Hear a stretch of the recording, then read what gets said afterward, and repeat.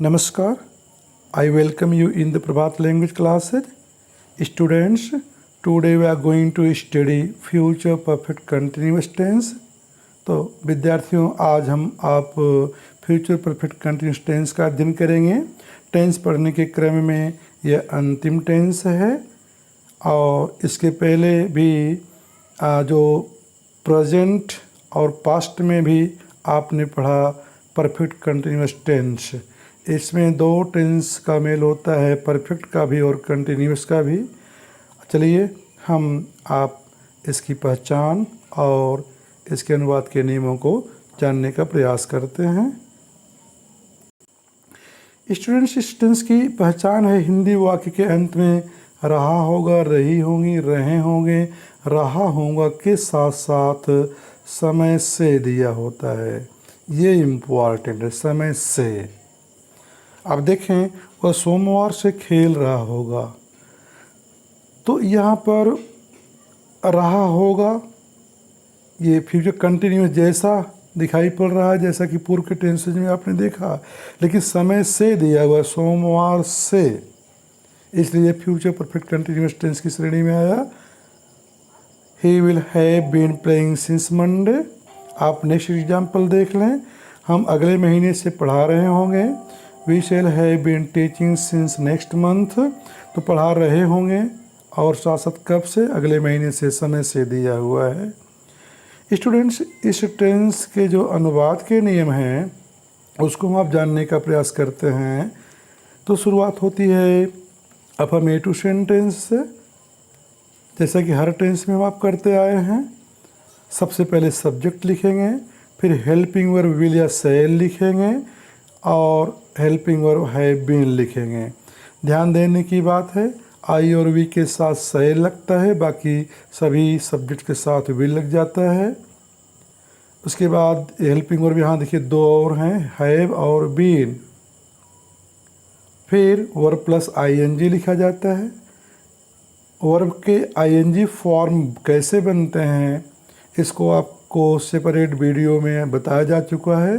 Verb and forms का title से जो वीडियो आपको उपलब्ध कराया गया है उसमें बताया गया है। फिर ऑब्जेक्ट लिखेंगे, समय के लिए सिंस या फॉर लिखेंगे, फिर समय लिख देंगे। यहाँ देखें कि they will have been planting trees for 3 hours. वे 3 घंटों से वृक्षारोपण कर रहे होंगे। वे 3 घंटों से वृक्षारोपण कर रहे होंगे। वे सब्जेक्ट हो गया, दे के साथ विल लग गया, से सहायक क्रिया है बीन लग गया, मेन वर्ब प्लस आईएनजी लग गया, ऑब्जेक्ट ट्रीज लग गया, समय के लिए फॉर लगा हुआ है, फिर समय दिखा गया 3 आवर्स। स्टूडेंट्स, इसके पहले आप समय से के लिए जान चुके हैं कि पॉइंट ऑफ टाइम के लिए सिंस लगता है और पीरियड ऑफ टाइम के लिए फॉर लगता है। या दूसरे शब्दों में ये कहें, जो निश्चित समय होता है उसके लिए सिंस लगता है। निश्चित समय और अनिश्चित समय में कैसे आप अंतर करेंगे पहले ही बताया गया, आपको रिमाइंड कराया जाता है कि भाई यहाँ 3 आवर्स है, 1 घंटे बाद बोला जाएगा तो यही 4 आवर्स हो जाएगा, यानी कि बदल गया। लेकिन अभी यही होता 3 बजे से, तो 1 घंटे बाद अगर बोला जाता तब भी 3 बजे से ही कहा जाता, नहीं बदलता निश्चित समय। तो बजे से सुबह, दोपहर, शाम, बीता हुआ और आने वाला कल, दिनों, महीनों, वर्षों के नाम, नेक्स्ट और लास्ट के पूर्व सिंस लगता है, बाकी के लिए फॉर लगता है। हम निगेटिव में पहुंचते हैं स्टूडेंट्स। निगेटिव बनाने के वही रूल हैं जो कि पूर्व टेंस में आप देखते आए हैं। सबसे पहले सब्जेक्ट लिखेंगे, फिर हेल्पिंग और विल या शैल लिखेंगे सब्जेक्ट के अनुसार, फिर हम नॉट लिखेंगे, उसके बाद से सहायक क्रियाएं लिखेंगे, है बीन, फिर वर्ब प्लस आईएनजी फॉर में वर्ब को लिख देंगे, ऑब्जेक्ट लिखेंगे, समय के लिए सिंस फॉर लिखते हुए समय लिख देंगे। यहाँ देखें कि वे 3 घंटे से वृक्षारोपण नहीं कर रहे होंगे, दे विल नॉट, फिर बाकी सहायक क्रिया हो गई, हैव बीन, प्लांटिंग और प्लस आईएनजी, ट्रीज ऑब्जेक्ट हो गया, फॉर या सिंस लिखते हुए हम यहाँ टाइम लिख दिए हैं। तो चूँकि ये 3 आवर्स इसलिए फॉर लिखा गया। स्टूडेंट्स इसके बाद हम इंट्रागेटिव सेंटेंसेस पर पहुंचते हैं। इंट्रागेटिव सेंटेंसेस वैसे ही बनते हैं जैसे कि पूर्व के टेंस के बनते आए हैं। इसमें होता क्या है स्टूडेंट्स कि इंट्रागेटिव दो प्रकार के होते हैं, आप इसके पहले जान ही गए हैं। एक तो होता है WH टाइप और दूसरा होता है यस नो टाइप। तो ये जो WH टाइप है, अगर ऐसा क्वेश्चन रहेगा तो फिर हम वो क्वेश्चन वर्ड से शुरुआत करेंगे। अगर यस नो टाइप क्वेश्चन रहेगा तो हम हेल्पिंग वर्ड से शुरुआत करेंगे। तो ठीक है, सबसे पहले हम क्वेश्चन वर्ड लिखे, फिर हेल्पिंग वर्ब लिखे, सब्जेक्ट लिख दिया गया। निगेटिव भी है अगर सेंटेंस तो नॉट लिखा गया। से सहायक क्रिया हैव बीन लिख दी गई, वर्ब प्लस ING लिखा गया, ऑब्जेक्ट लिखा गया, उसके बाद सिंस फॉर लिखते हुए समय दिखाया जाएगा। देखिए स्टूडेंट्स, जैसे पहला सेंटेंस ये है कि क्या वे 3 घंटे से वृक्षारोपण कर रहे होंगे, तो उत्तर में हाँ या नहीं मिलेगा, इसलिए विल अर्थात हेल्पिंग वर्ब से शुरुआत इसकी हुई विल। सब्जेक्ट लिख दिया गया, से सहायक क्रियाएं लिख दी गई, मेन वर्ब प्लस ING लिखा गया, ऑब्जेक्ट लिखा गया, फॉर लिखा गया और टाइम दिखला दिया गया। लेकिन स्टूडेंट्स अगला सेंटेंस आप इसमें देख लें, क्या कहा गया है कि वे 3 घंटे से क्या कर रहे होंगे। तो यहाँ क्या के उत्तर में कुछ बताना पड़ेगा, ये स्नो टाइप नहीं है ये, इसलिए यहाँ क्या की अंग्रेजी लिखनी पड़ेगी। यहाँ WQW अर्थात क्वेश्चन वर्ड लिखना पड़ा।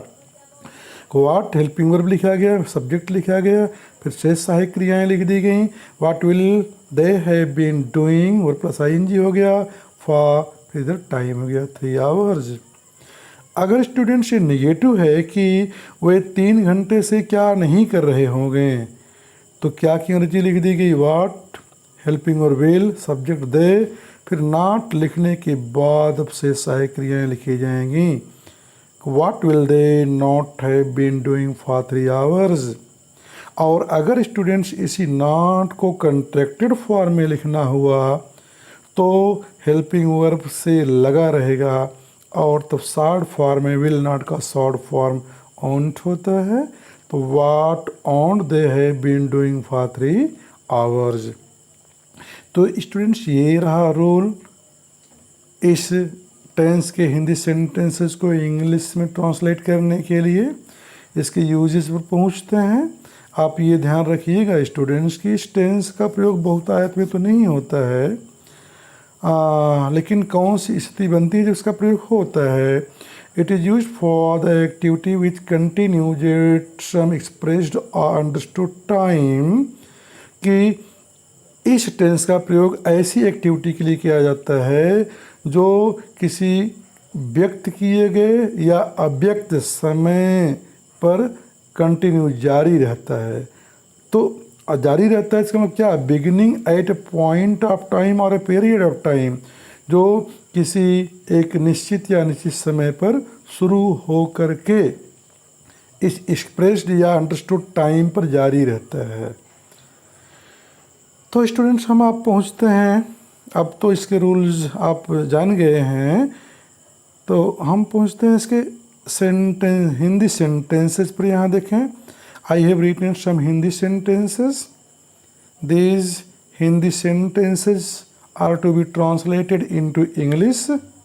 सो on the screen you can see 8 sentences from sentence number 1 to 8. These sentences you should note and then translate. After these sentences, there are more sentences from sentence number 9 to 19. You are to translate these sentences, students. Then here there is one more sentence. Total number of sentences are 20. So you should try to translate these sentences in English, and you should also try to translate more sentences from different books and guides. Students, if you have any suggestion or question, please write it in the comment box of the video. Thanks for watching this video.